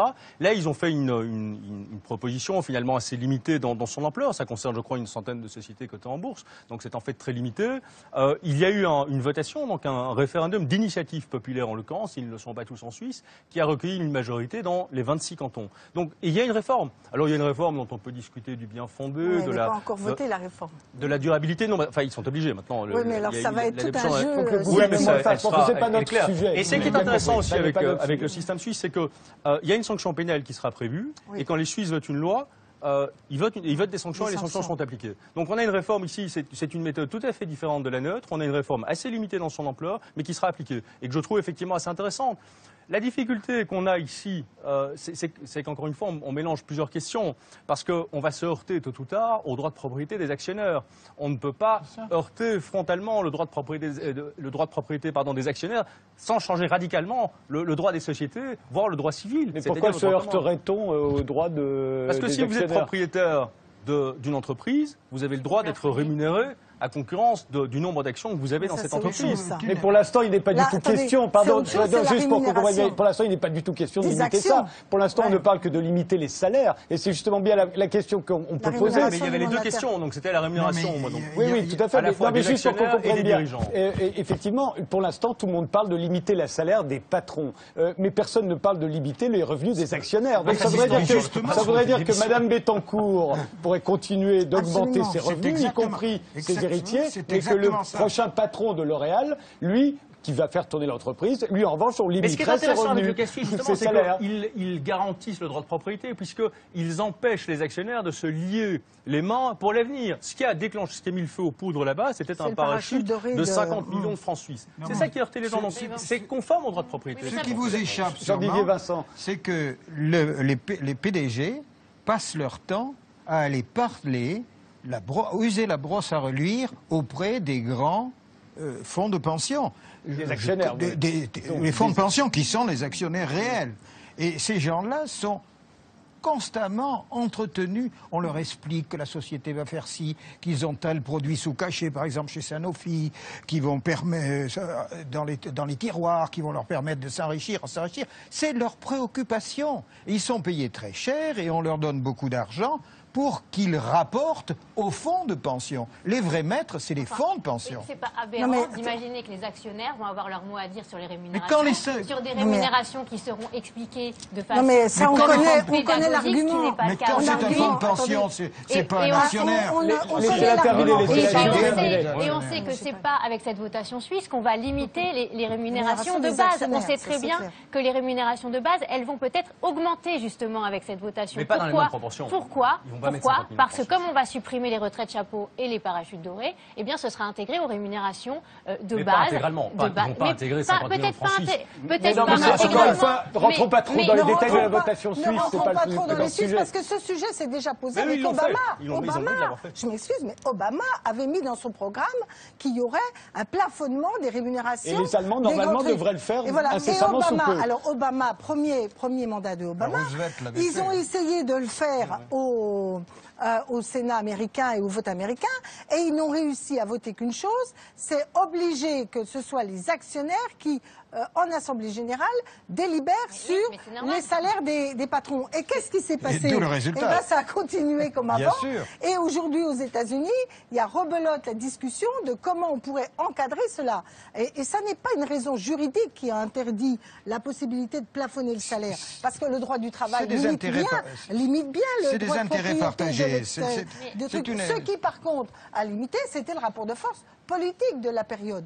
Je pense que chez les Suisses, au-delà de la question technique de leur votation, c'est le message du peuple qui, sur un sujet limité, bien sûr, commence à donner un grand message, qui est de dire ça ne peut plus durer. Alors trouver un équilibre nouveau. Les Suisses ne demandent pas, ils demandent un équilibre nouveau. Votre vision nie la question de la performance et du mérite. Et quand on dit tous les dirigeants au même niveau, sans évaluation, parce que finalement c'est ça que fait l'État actionnaire. L'État actionnaire peut baisser le salaire d'un patron quand il est défaillant. L'État actionnaire peut aussi évaluer la la performance de son dirigeant. Évidemment. Il ne le fait pas, finalement. S'il est plafonné, c'est pas du tout Maboula Somaro et Thierry Lévy qu'on n'a pas encore entendu. Pas du tout entendu. d'ordre technique parce que je suis pas du tout spécialiste en économie. Mais on parle de principe. Ouais, là. voilà, mais dans les principes, oui. Mais là, vous venez d'évoquer la notion de mérite et j'avais envie de vous demander qu'est-ce que la notion de mérite a à voir dans toutes ces considérations où là, on est en train de débattre de façon assez indécente dans ces temps de crise financière qui affectent d'abord et toujours plus les populations les plus défavorisées. Là, on est en train encore une fois de se poser la question de savoir est-ce qu'il faut gérer, est-ce qu'il faut limiter les gains acquis par les plus riches et les plus puissants. Mais alors que la majorité se rapproche plus du SMIC que des sommes faramineuses. Et je voulais juste ma question, c'était quel est le mérite, parce que c'est vraiment ça dans l'idéologie libérale. Il y a quand même cette notion de mérite, et c'est cette notion de mérite qui expliquerait le fonctionnement social, également social, politique et économique du monde. C'est-à-dire que les riches sont méritants. Et les pauvres sont déméritants. Non mais attendez, personne n'a jamais dit ça d'abord. Vous venez de parler du mérite. Ensuite, le mérite de quelqu'un qui dirige une entreprise, qui prend des risques, qui devient mandataire social, donc qui quitte justement le volet protecteur du Code du travail et qui va diriger une entreprise et peut-être créer des emplois et la développer en France, etc. Aujourd'hui, ce n'est pas facile. D'accord. Donc c'est tout ce que je voulais entendre. Il y a des méritants, il y a les patrons, les puissants sont méritants. Et ceux qui méritent le SMIC méritent la pauvreté. Donc au niveau symbolique, juste pour finir mon raisonnement. Donner du travail aux autres, c'est méritant aussi. Ne parlez pas tous en même temps, laissez-la terminer. Je suis tout à fait pour. Évidemment, je ne pourrais être que pour la limitation des salaires, évidemment. Mais ce qu'il faudrait, c'est repenser structurellement une refonte de tous ces systèmes qui font que c'est les grands principes, mais qui font que des inégalités pareilles puissent exister dans des sociétés. Et comme cela a été dit tout à l'heure, de toute façon, plus l'écart sera grand entre les riches et les pauvres, et plus la paix sociale sera menacée. Là, il y a une part de vérité. C'est déjà ce que vous venez avec. Là, il y a une part de vérité. Vous avez raison. Voilà, donc je veux dire, il y a le problème, c'est de quelle société on veut. Si on veut effectivement une société hyper inégalitaire, et pour revenir sur la notion de mérite, il y a beaucoup à ce moment-là, il y a énormément de personnes qui peuvent créer beaucoup d'améliorations dans la vie des gens, etc., qui n'ont absolument pas les mêmes revenus. Ça n'a rien à voir. Donc là, on est dans un système où on donne une valeur à des personnes. Je vais vous donner quelques exemples du mérite des chefs d'entreprise. Oui. Parce que ce qu'ils mesurent, le mérite, si c'est l'actionnaire, c'est la valeur actionnariale. Et ce n'est pas forcément la pérennité de l'entreprise. Vous savez qu'une des plus grandes entreprises d'exportatrices françaises s'appelle Accom. C'est une coopérative.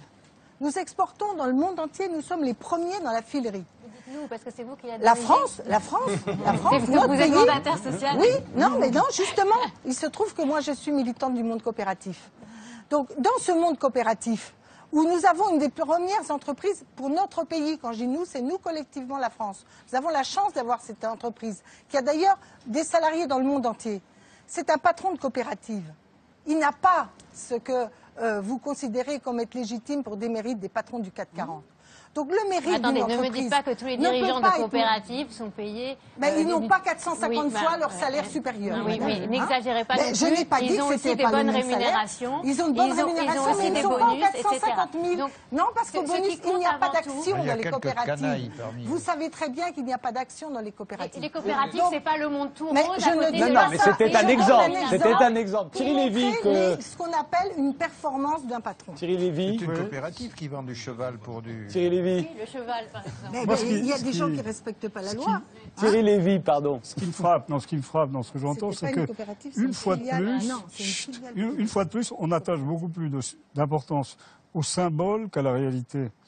Et on trouverait cette mesure excellente à la veille d'une élection et stupide au lendemain de l'élection.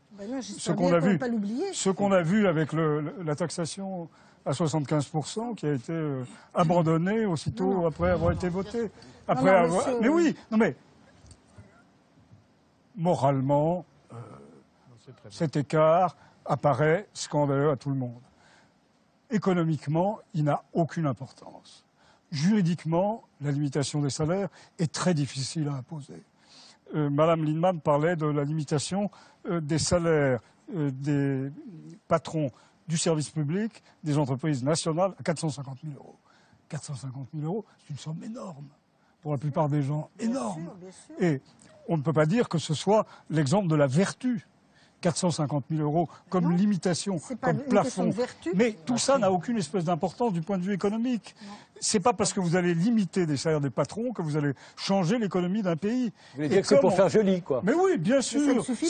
Mais ça n'est rien. Ça n'est rien. Ça n'est jamais rien quand on s'attache aux riches et c'est toujours beaucoup quand on demande. Vous voulez dire que ça ne rapporte rien. Ça ne rapportera rien à ceux qui ont moins.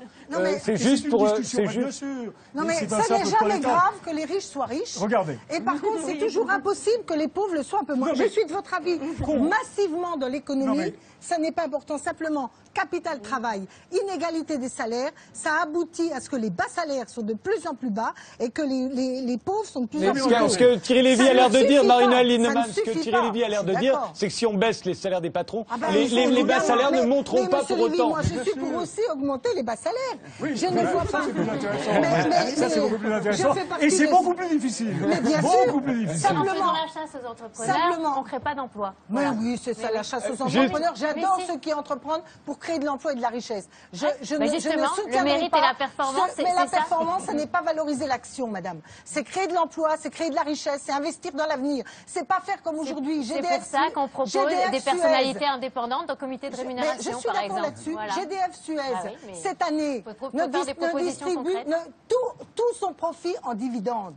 Pas un centime dans l'investissement et rien pour l'augmentation des salariés.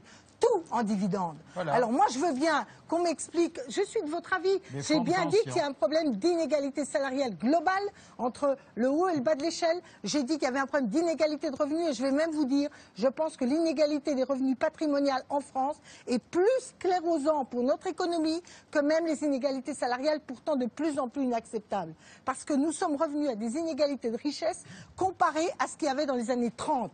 Et l'histoire se répète. Quand la rente et le patrimoine s'accumulent et se transmet au détriment de celui qui travaille et que la pauvreté s'accroît, ça finit mal. Donc de ce point de vue, les salaires, c'est un indicateur, mais ce n'est pas le seul. Ce n'est pas le seul, parce que si les travailleurs sont pauvres, c'est des fois bien plus important. Je vous interromps. Un dernier mot, Drieux Godfredy. Quand on dissuade d'entreprendre dans un pays. Mais c'est pas seulement. Un dernier mot, Drieux Godfredy. Il y a un sujet qui est assez intéressant du point de vue de la méthode dont on parlait tout à l'heure, c'est la réforme des banques. Ici, il y a eu un candidat, je crois, à l'élection présidentielle qui, me semble-t-il, l'a emporté, qui faisait de la finance son ennemi, qui a voté une réforme qui, en réalité, ne réforme rien du tout. Il y a d'autres pays comme l'Allemagne où on tient un discours beaucoup plus modéré et on a voté une réforme qui, elle, est radicale ou est considérée comme telle. Donc je pense qu'il faut vraiment se garder de ces emportements lyriques sur l'égalité, même s'il y a un fond de vérité dans le discours. C'est pour les banques en Allemagne. En Allemagne, il y a eu dernier mot. Si on manque d'idées et qu'on s'attarde sur des réformes alors qu'il faut vraiment des révolutions, de toute façon, si on n'arrive pas à trouver ces solutions, je pense qu'à un moment, la situation deviendra tellement explosive que les solutions vont apparaître assez violemment devant nous. C'est l'histoire de l'humanité. Pascal Bruckner, juste derrière mot. Toujours bien. Je pense que au sol, ne sont pas bien. Je pense que la votation suisse, c'était un séisme à bas bruit qui va gagner toute l'Europe. Pourquoi nous supportons mal ces rémunérations très élevées? Et Thierry Lévy a raison. Économiquement, ça ne changera peut-être rien. Parce que les classes moyennes et pauvres n'ont plus la possibilité aujourd'hui de s'enrichir. C'est-à-dire que nos enfants ne vivront pas mieux que nous et sans doute beaucoup moins bien. Et si les classes moyennes disparaissent, c'est la base même de la démocratie qui est sapée. Et à mon avis, cette votation suisse, elle va faire école partout. Vous ouvrez d'ailleurs sur notre prochain débat, puisque la France, qui historiquement était une terre d'immigration, est-elle en train de devenir un pays d'émigration? 500 000 départs en 10 ans, c'est historique. Hein, où sont-ils allés? Pourquoi faire? C'est ce dont on va parler tout de suite. Je remercie Thierry Lévy, Drieux Godfredy, Jean-Didier Vincent, Muriel Salmona qui nous quitte, d'autres arrivent. Regardez, où vont les Français quand ils quittent la France? Exemple. Ils voient leur avenir à l'étranger, 2 fois plus touchés par le chômage que leurs aînés. Les moins de 25 ans cherchent à se lancer sur le marché du travail dans des pays à fort potentiel. Parmi eux, des jeunes issus de la diversité qui n'ont pas réussi à trouver un emploi en France, mais qui ont été accueillis à bras ouverts outre-Manche. Ils sont mieux payés et surtout mieux intégrés et considérés. Ils viennent de boucler leurs études en France et s'empressent de décoller pour Berlin, Londres, San Francisco, Shanghai ou Dubaï. Les jeunes diplômés français de plus en plus attirés par les sirènes de l'étranger. Comme elle, de nombreux jeunes diplômés ont décidé de fuir un marché du travail morose en France. Le Brésil, c'est la 2e destination préférée des jeunes Français qui s'expatrient.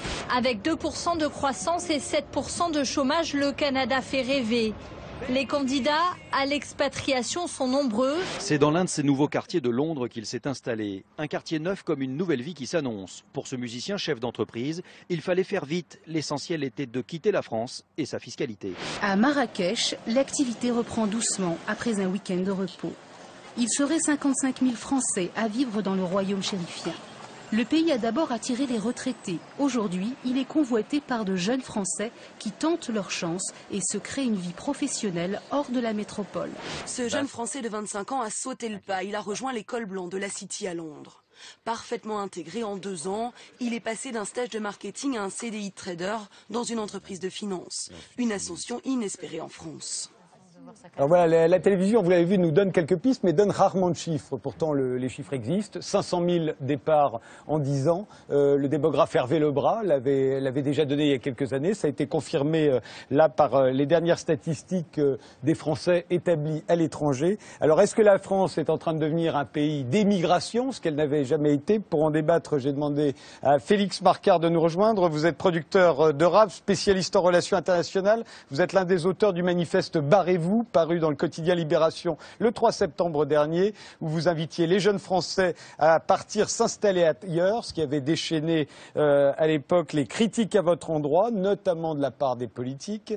Jean Tullard, vous êtes historien, spécialiste de la Révolution et de l'Empire. Vous avez notamment dirigé la rédaction d'un gros livre sur la contre-révolution qui vient de ressortir en poche. Un chapitre est consacré aux émigrés. Ils étaient 145 000 à l'époque, pendant les 10 années, les 10 premières années de la Révolution. 145 000 à partir, la population c'était 20 millions. Donc on voit bien qu'aujourd'hui 500 000 pour 65 millions pour la même période, c'est encore plus que cette période. Et c'est une période qui nous a fixé l'imagination de ce qu'on pense être les immigrés, puisque pour nous, depuis la Révolution, les émigrés, c'est forcément les traîtres.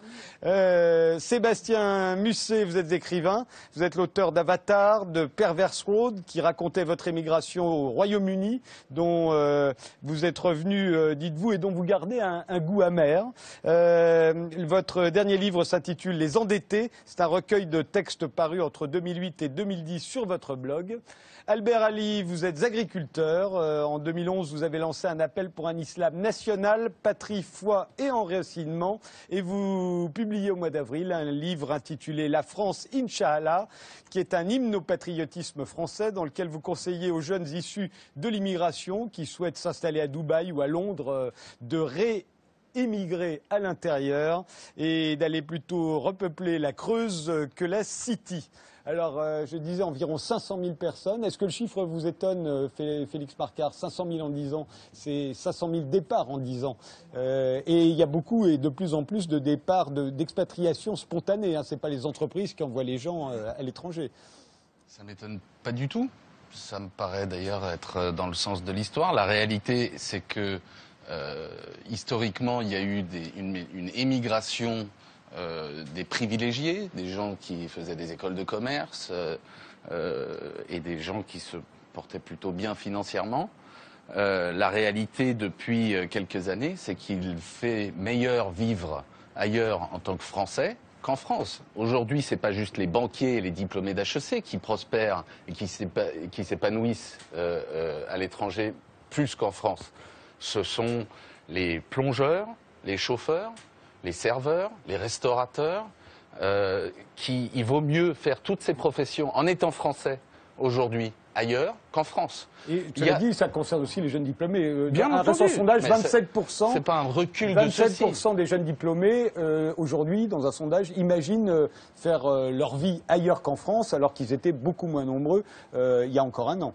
Mais c'est une nouvelle strate de la société française qui émigre. Et pourquoi elle émigre? Parce que en France, on a fini par oublier qu'il y a quelque chose dont on parle depuis quelques années qui s'appelle la French Touch. Mais la French Touch, le seul endroit où on ne la sente pas, où on ne la constate pas, c'est en France. Aujourd'hui, un Français qui vit à Sao Paulo, à Shanghai, à LA, il est très fier d'être Français. Il est ravi, il vit sa condition de Français là-bas. Alors qu'ici, quoi, il s'ennuie ici, oui, il s'ennuie. Et puis personne comment dire, la France ne brille pas en France. La France brille ailleurs. C'est ça la réalité. Et derrière cela, j'irai un peu plus loin, il y a moi quelque chose qui me frappe. À vous entendre et à entendre la manière dont on a été critiqué pour la tribune, entre autres. L'émigration, ce serait bon pour les Maghrébins, pour les Espagnols, pour les Italiens, pour les Polonais, pour les Irlandais, mais pas pour les Français? Mais qu'est-ce que c'est que ce cirque? J'ai jamais dit ça, j'ai dit que historiquement on n'était pas une terre d'immigration, c'est tout. J'entends bien, mais il est temps de se... Pardon? Non, mais on disait historiquement que nous n'étions pas une terre d'immigration, mais en même temps, on nous disait, les Français, vous êtes vraiment restreints sur vous-même. Absolument. Vous êtes pas capable de vous ouvrir à l'étranger. Je pense que c'est salutaire ce qui est en train de se passer, parce que justement, le débat public en France a lieu en vase clos. On discute entre nous. Il y a encore une fois, il y a des grands bouleversements qui sont à l'œuvre à l'échelle planétaire. Et pendant ce temps-là, il y a des petites discussions gauloises qui ont cours sans fin. Je ne suis pas d'accord quand vous dites barrez-vous. À mon avis, ce sera salutaire pour ce pays qu'enfin des jeunes partent voir le monde, se rendent compte qu'on ne pense pas, qu'on ne vit pas, on ne sent pas les choses de la même manière lorsqu'on est à l'étranger, qu'il y a d'autres perspectives sur le monde que celles... Le monde n'est pas hexagonal. Oui, et ça, pour s'en rendre compte, il faut aujourd'hui... avec vous, qui est quand vous dites qu'on ne brille pas à l'intérieur. Oui. Ce que vous exprimez et que moi je ressens aussi, tout en n'étant pas du tout tentée pour aller à l'étranger, bien qu'il n'y a pas que les jeunes qui partent, vous avez plein de personnes retraitées qui partent parce que ça coûte moins cher. Bien sûr, le niveau du foncier, bien c'est sûr. ça. Ce que je reconnais dans ce que vous dites, c'est que à force de dénigrer notre pays, mais nos élites dénigrent notre pays. Alors, il ne s'agit pas de faire du cocorico. Il faut savoir se dire qu'il y a de l'énergie vitale dans ce pays qu'il faut mettre en dynamique. Mais c'est terrible de dire, c'est terrible, je trouve, de dire que parce qu'on part, on dénigre la France. Un Français de Sao Paulo, un Français de Shanghai serait un moins bon Français que mais justement, je vous interromps parce que ça, c'est la question que je voulais poser à Jean Tullard. Est-ce qu'un émigré, depuis la Révolution française, c'est forcément un traître, historiquement? Alors, j'ai l'impression que je suis dans une mauvaise situation, dans la mesure où mes émigrés, qui ne sont pas uniquement les émigrés de la Révolution, il y a eu les protestants avant, sous Louis XIV, quand on a révoqué l'édit de Nantes en 1685. À partir de 1687, 200 000 protestants ont quitté la France avec de l'argent. Ils sont partis souvent avec des capitaux. Il y en a qui sont partis avec 1 million de livres. Et ils sont partis avec les techniques, avec les machines. C'est une émigration de conscience religieuse. Ils sont persécutés, donc ils s'en vont. Et ils vont effectivement réussir en Hollande, ce qu'on appelait les Provinces-Unies à l'époque, ils vont réussir en Allemagne, ils vont réussir en Angleterre, partout en développant... Et on va leur en vouloir à l'époque, parce qu'après tout, c'est les Français qui les avaient chassés, en tout cas c'est le roi. On va leur en vouloir dans la mesure où les guerres de Louis XIV vont devenir des guerres entre la France catholique et des puissances protestantes. Donc, mais là, c'est un problème religieux. L'émigration auquel vous songez, ceux que vous qualifiez de traîtres, c'est l'émigration de la Révolution. Cette émigration de la Révolution, elle commence au 14 juillet. Le 14 juillet 1789, la Bastille tombe, le gouverneur, dont Rivarol disait qu'il avait déjà perdu la tête avant qu'on ne la lui coupe, a la tête coupée. Le prévôt de Paris a la tête coupée. Et on promène les têtes au bout d'une pique. Alors tous ceux qui sont dans le camp opposé à la Révolution se disent qu'il serait plus prudent peut-être de s'en aller. C'est à ce moment-là que part le comte d'Artois. c'est le moment aussi. Rappelez-vous Les Adieux à la Reine, un très joli film de Benoît Jacot, où l'on voit Madame de Polignac qui s'enfuit en voiture. Et ils s'en vont très vite, ils pensent que ça ne durera pas, qu'ils vont revenir et ils ne pensent pas à emporter de l'argent, ils n'emportent pas de bijoux et autres, ils pensent que ça ne va pas durer. Ça, c'est une émigration de la peur. Ensuite, il y a l'émigration des officiers qui ne peuvent plus assurer leur autorité sur l'armée, et notamment des officiers de marine sur les équipages, et qui renoncent et s'en vont. Ils vont apporter leur service ailleurs. Et puis, il y a l'émigration de conscience. La constitution civile du clergé heurte les convictions religieuses d'évêques ou de prêtres qui vont eux aussi partir. Et puis, et c'est là où nous allons arriver aux traites, car jusque-là, bon, dès 1791, on considère que ceux qui partent, c'est qu'en réalité, ce sont des conspirateurs. Mais, après l'échec de la fuite du roi, les émigrés qui vont partir, surtout après la déclaration de guerre de l'Assemblée législative à l'Autriche, vont partir pour aller servir dans l'armée des princes, l'armée du prince de Condé, contre la France, aux côtés de la Prusse et de l'Autriche. Et à ce moment-là, l'émigration devient un délit qui est condamné par la peine de mort et la confiscation des biens. On va vendre des biens de nobles, mais moins qu'on avait fait pour le clergé. Jean Tullard, vous donnez beaucoup de détails, mais vous n'avez pas répondu. Répondez-moi à la question. Est-ce que c'est depuis ça qu'on a tendance en France à considérer les émigrés comme des traîtres? Voilà, le terme d'émigré, c'est cette période de la Révolution. Mais il y aura d'autres mouvements migratoires. Les Alsaciens lorrains, lorsque l'Allemagne va confisquer envers la France les provinces alsaciennes, vont venir. C'est un autre mouvement qui se fait une immigration. Dans ce sens. Celle-là, vous aurez une immigration avec l'affaire d'Algérie. Les Français d'Algérie vont venir là aussi. Il y aura des vont venir chez nous. C'est-à-dire chez eux. Oui, mais c'est pas exactement la même chose que quand ils partent. C'est pas vraiment des immigrations. Et là, on ne peut pas dire. Non, l'idée d'émigrer s'est attachée à la Révolution. Ce sont des traîtres. Effectivement, pour la Révolution. Sébastien Musset, vous aviez été très agacé par la tribune Barrez-vous à l'époque. J'imagine que les chiffres que je vous donne aujourd'hui vous agacent encore davantage. Non, moi j'étais agacé surtout par le relais qui a été fait autour de cette tribune. Parce que, non, je suis d'accord. Bienvenue. Je suis d'accord sur certains constats, sur que certaines personnes ont des difficultés d'accès, notamment sur la discrimination, des choses comme ça. En France, ce qui, bon, pour mon exemple, l'Angleterre, il y avait pas, effectivement, on pouvait trouver assez facilement pour les gens non diplômés des petits jobs. Mais le problème, c'est qu'on avait ces petits jobs. Voilà, et au bout d'un moment, on stagne. On se retrouvait en Angleterre avec, pour les gens non diplômés, parce que les diplômés, eux, il n'y a aucun problème, ils monnaient leurs compétences d'un pays à l'autre. Un coup, ils sont en Angleterre, un coup, ils sont en Australie, un coup, ils sont en Afrique du Sud. Mais les non diplômés, eux, au bout d'un moment, stagnent parce que cette discrimination arrive à un moment. Et le truc en Angleterre, c'était pas le chômage le problème, c'était au bout d'un moment, au bout de 2-3 ans de petits jobs, c'était avoir un meilleur boulot pour avoir une meilleure paye, parce qu'on ne grimpe pas. Et moi, ce que j'ai vu des Français, toutes les nationalités, parce que j'ai vraiment vu des gens à l'époque où j'étais, c'était vraiment, c'était l'Éden, c'est-à-dire c'était le modèle où l'Angleterre, c'était vanté par tout le monde, c'est là où on réussissait, le monde entier, les jeunes du monde entier convergeaient en Angleterre. Au bout de 2 ans, ces jeunes-là s'endettaient pour refaire des études qu'ils n'avaient pas fait dans leur propre pays, pour décrocher des diplômes, pour avoir la possibilité d'aller dans des nouveaux jobs. C'est une dynamique quand même autrement plus saine. C'est une dynamique, en attendant, ils étaient endettés. C'est une dynamique autrement plus saine que celle qui a c'est pas sain, c'est pas sain. Ils seraient restés en France, ils auraient pu faire... Ils bossent 3 ans, ils font des petits jobs, au bout de 3 ans, ils font de nouvelles études, et puis ils grimpent. Enfin, non, ils s'endettent. Moi, j'ai vu des gens qui ne pouvaient même pas revenir, payer leur ticket d'Eurostar pour revenir voir leurs parents. Vous parliez des diplômés. Les diplômés au Royaume-Uni, si vous regardez d'où ils viennent de University of Birmingham, ils viennent de petites universités. Qu'est-ce qui se passe en France? En France, à part si on a fait 5 grandes écoles ou 3 facs en France, c'est niente. N'exagérons pas. Non. Voilà. Albert Ali. Oui. De mon point de vue, le débat, quand on parle, enfin, Barrez-vous et l'idée des migrations... Oui, c'est surtout...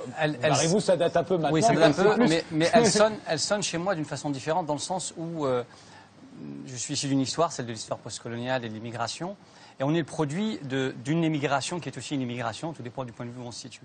Et je pense que ce qu'on souligne, enfin ce qu'on oublie de souligner dans ces questions-là, c'est qu'on oublie que l'émigration, c'est une aventure individuelle qui est particulièrement violente. C'est-à-dire que nous, on ne la vit pas de la même façon dans le sens où, bon, je comprends les aspects CV, en gros, il faut passer, vivre des expériences internationales, etc. C'est pas le débat qui m'intéresse. C'est pas de ça dont on parle. On parle de gens qui partent s'installer ailleurs. Voilà, le débat qui m'intéresse ici, c'est qu'aujourd'hui, si on dit que les gens qui n'ont pas la possibilité en France de trouver une situation, etc., donc les plus faibles, en gros, les plus défavorisés, donc en gros, finalement, les jeunes et surtout les jeunes issus de l'immigration, pour nous, l'émigration, c'est celle de nos pères, et c'est en vérité une histoire de l'exil, c'est une histoire très tragique, et tous les aspects psychologiques, familiaux, cette violence vécue, elle est très peu abordée. C'est-à-dire qu'on pense que c'est tout à fait normal. L'homme, finalement, comme le flux financier à la City et comme les containers chinois, peut circuler et doit circuler. Et cette vision, on va dire, mondialisée ou mondialiste de l'individu, qui est une variable d'ajustement qui doit bouger parce que la nécessité s'impose, je crois plutôt que justement, il faudrait penser et ne pas avoir peur de faire du cocorico, Madame la députée, Madame la sénatrice, c'est au contraire de dire comment, à travers des jeunes qui sont ici depuis peu finalement, qui viennent d'arriver, qui ont du mal à trouver une place en termes d'identité, on leur demande finalement, vous êtes issus d'une émigration récente et demain, il faut continuer encore à être un émigré perpétuel. C'est-à-dire vous détachez. Ce sont des Français aussi. Oui, mais ce sont des Français qui ont un parcours migratoire particulier, qui ont une problématique justement d'attachement à la terre. Et cette question de dire quelle est votre identité, votre rapport à la France, comment pouvons-nous redynamiser ce pays, c'est plutôt justement le volet qu'il faudrait poser. C'est quelles sont les énergies qui existent. Et ces jeunes, effectivement, dans les quartiers populaires notamment, possèdent des qualités, ont la capacité aujourd'hui de revaloriser des métiers qu'on a dénigrés. Et le plombier polonais peut rester peut-être en Pologne et devenir demain laisser la place à... Non, c'est pas une question de chacun chez soi, c'est une question d'art, l'homme de l'art. Maboula Soumaoro, puisque vous-même vous avez fait ce parcours aussi. Oui, j'ai eu un parcours, donc c'est une trajectoire particulière et individuelle, donc qui représente aucun groupe, mais qui a été vraiment très positive. De partir aux États-Unis, d'enseigner aux États-Unis, de revenir ici, même si vous continuez de... Mais c'était juste pour rebondir sur justement cette histoire de l'émigration post-coloniale, dire aujourd'hui que justement les descendants de ces sujets post-coloniaux qui sont venus s'installer en France, qui sont quelquefois, et qui sont d'ailleurs assez souvent issus d'une histoire qui peut être violente, traumatique et enfin... tous les adjectifs qu'on peut utiliser pour la décrire. Je pense que ces enfants-là n'ont pas nécessairement de problématique avec la France. C'est pas seulement dire ces enfants-là qui ne sont pas, on va dire, français depuis longtemps ou qui sont arrivés depuis pas longtemps, alors que dans la plupart des cas, ils sont nés ici et donc ils sont aussi français de souche, peuvent aussi envisager une trajectoire d'émigration qui leur est propre et qui n'est pas du tout liée à ces traumatismes et à cette violence qui était le tribut de leurs parents, en fait. Et que justement, cette histoire postcoloniale, elle a aussi... on va dire, élargit le monde et élargit la signification qu'on apporte à cet ancrage et à cet enracinement. Et je pense que tout à l'heure, on disait que la France n'était pas hexagonale. La France ne sait même pas... Le monde n'est pas hexagonal. Non, le monde n'est pas... Oui, le monde n'est pas hexagonal, mais la France elle-même a du mal...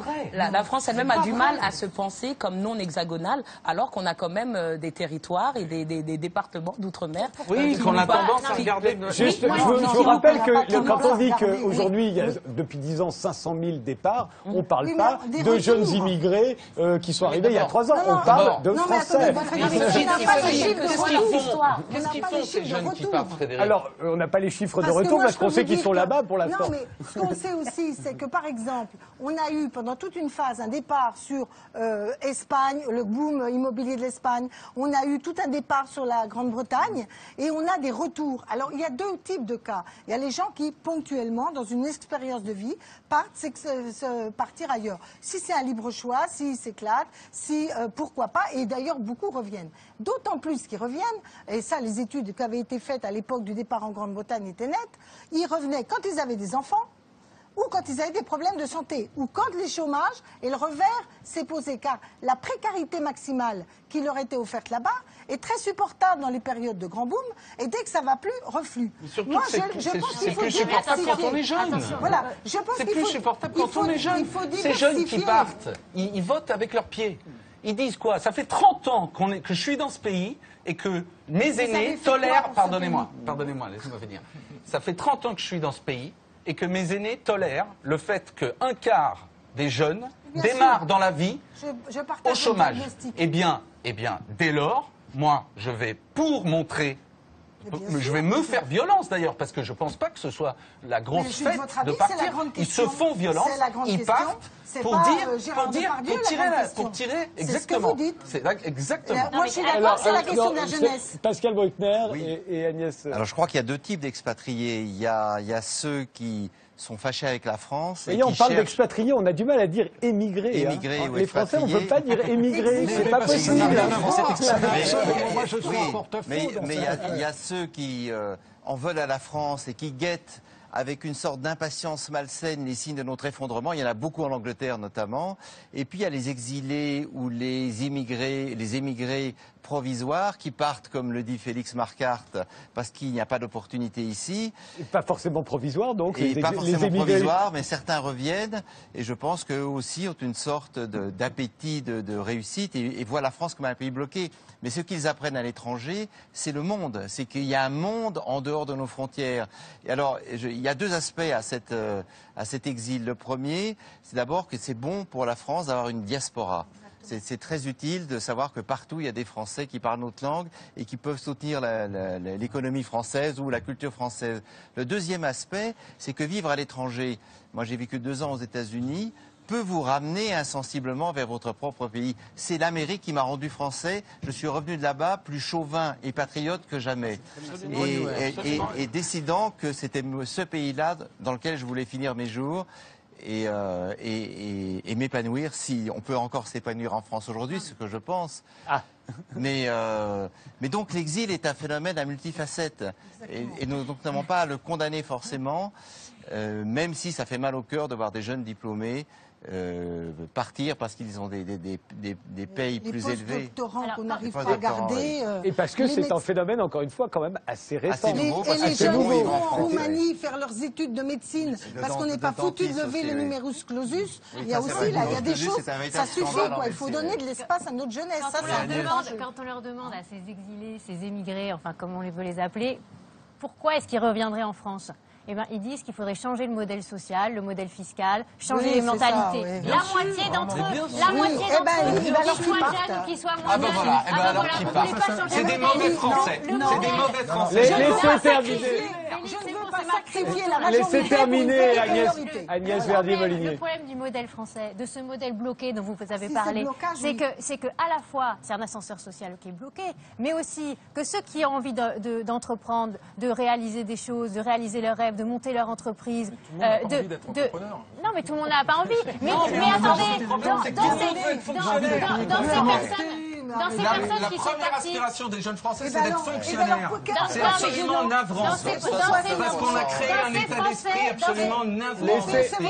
Laissez parler Agnès Verdier-Molinier. Dans ces Français qui sont partis, il y en a 18% qui sont des entrepreneurs. Et ces entrepreneurs-là, eh ben, ils vont pas entreprendre en France, malheureusement, mais ils sont où? Ils sont pas loin. Ils sont pas en Afrique du Sud et tout ça. Ils sont en Belgique. Ils sont en Europe de l'Ouest à 50%. 113 000 en Belgique. Au Luxembourg, 30 000. Au Luxembourg. En Suisse, 158 000. Non, mais c'est bon, vous avez déjà parlé. 158 000. Là, donc, un tiers de tous les exilés, ils sont dans les pays limitrophes que je viens de citer. Attendez, des derniers qui sont partis. Ça veut dire quoi? Ça veut dire que la fiscalité qu'on a et l'idée notamment d'aligner la fiscalité du capital sur celle du travail, l'idée de faire la taxe à 75%, etc. Ça démobilise tous ceux.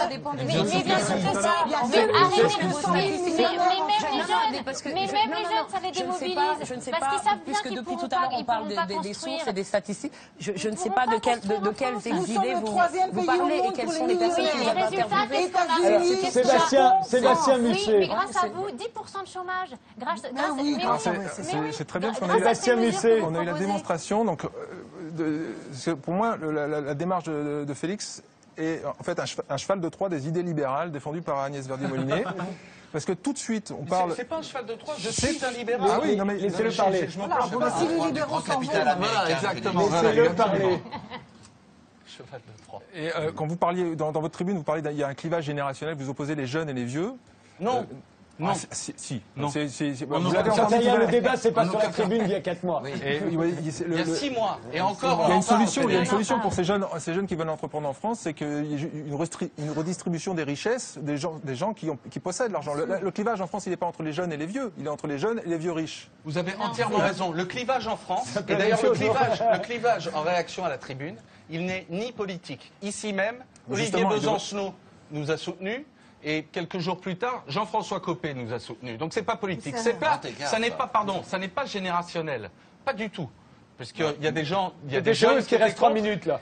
Non. Le clivage, il est entre, d'une part, ceux qui font partie du système, se nourrissent sur la bête et veulent préserver un certain statu quo, d'une part, et d'autre part, toute une ribambelle d'autres gens qui se nourrissent également sur la bête, qui sont intégrés comme moi-même, mais qui ont une conscience aiguë du fait qu'il y a un énorme problème, et puis ensuite, il y a tous les autres exclus du système qui sont tous avec nous.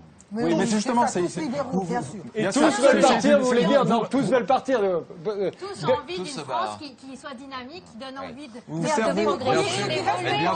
mais bien sûr. Quand on part au Luxembourg ou en Belgique, c'est pas pour créer son entreprise. Non, mais quand on crée à Sao Paulo et à Shanghai. Faisons comme les Américains. Juste Marie-Noëlle Linéval, les 500 000 qui sont partis depuis 10 ans, c'est pas tous des exilés fiscaux. Ils sont pas tous partis en Belgique et au Luxembourg. On est bien d'accord.